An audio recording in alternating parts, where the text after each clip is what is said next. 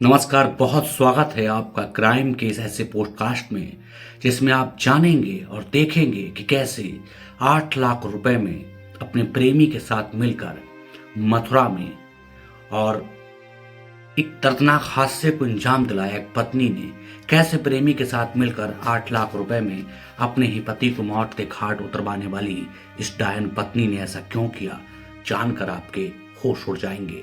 मेरा नाम देव है। हमारे चारों ओर क्राइम्स के कुछ ऐसे किस्से नजर आते हैं जो हमें डराते हैं, जो हमें हैरान करते हैं, लेकिन पुलिस के लंबे हाथ उन किस्सों का राज खोल देते हैं।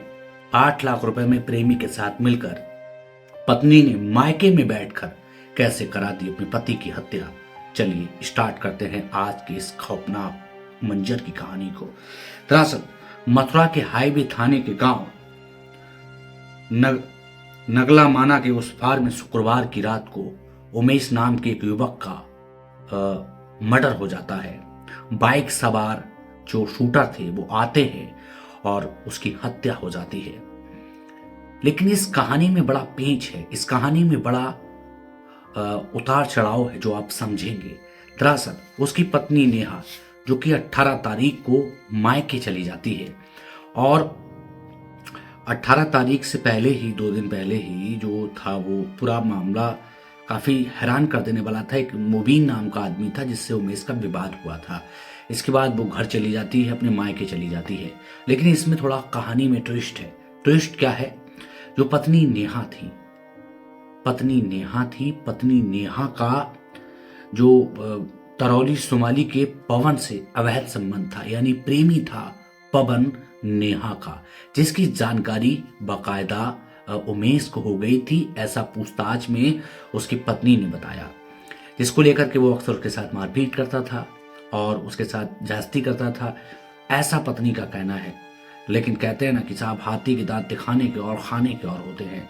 इसी को लेकर के पूरी प्लानिंग तैयार की जाती है कि जो रास्ते का रोड़ा पति बन रहा था, जिस सिंदूर के लिए महिलाएं जमाने से लड़ गईं, उस सिंदूर को मिटाने की साजिश खुद एक पत्नी ने रची।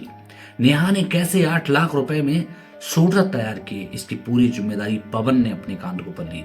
प्रेमी पवन ने शूटर फरा मेघपुर के अजय से संपर्क किया और हतिया निवासी कुणाल से संपर्क किया। ये दोनों इस अपराध की दुनिया में कदम रख रहे थे अपने महंगा शौक पूरे करने के लिए। तय हुआ था जायदाद बेचकर 8 लाख रुपए दिए जाएंगे। नेहा ने 17,000 रुपए के आभूषण उनको दिए थे जिनको बेचा गया था और 18 तारीख को नेहा अपने मायके चली जाती है। 18 तारीख को मायके चली जाती है और 22 तारीख को वो अपने भाई के मोबाइल से पूरी जानकारी पवन को अपने पति के बारे में दर-बदर देती रही। इसी के तहत जो उसके जो शूटर थे जिन्होंने इस घटना को अंजाम दिया, वो रात में जो उमेश है उसके घर पर जाते हैं और उसका दरवाज़ा खटखटाया जाता है, उससे पान मसाला मांगा जाता है। जैसे ही उमेश पान मसाला देने के लिए, गुटखा देने के लिए खोखा खोलता है, पीछे से उमेश पर गोली से वार हो जाता है और उमेश तड़फड़ा कर वहीं गिर जाता है और ये जो थे वो भाग जाते हैं। फिलहाल पुलिस ने इनको सुबह मुठभेड़ में पकड़ा भी, लेकिन इसमें थोड़ा पेंच था। घटना की शाम को भी मुबीन से विवाद हुआ था उमेश का। पहली नजर में जो शक की सुइयां थी वो मुबीन की तरफ परिवार वालों की गई। उमेश के भाई ने उन्हीं पर शक किया, लेकिन पुलिस ने इसमें तत्परता दिखाते हुए सर्विलांस के माध्यम से या फिर सीसीटीवी के माध्यम से सच्चाई तक जाने का प्रयास किया और पुलिस ने संदिग्ध लगा कि उसकी जो पत्नी है नेहा, वो संदिग्ध लगी। पुलिस ने इसमें कड़ाई से पूछताछ की तो नेहा ने सारे राज खोल दिए। नेहा ने सब कुछ बता दिया कि कैसे पवन के साथ मिलकर 2 शूटर अजय और कुणाल का इंतजाम किया गया और इन दोनों ने इस घटना को अंजाम दिया।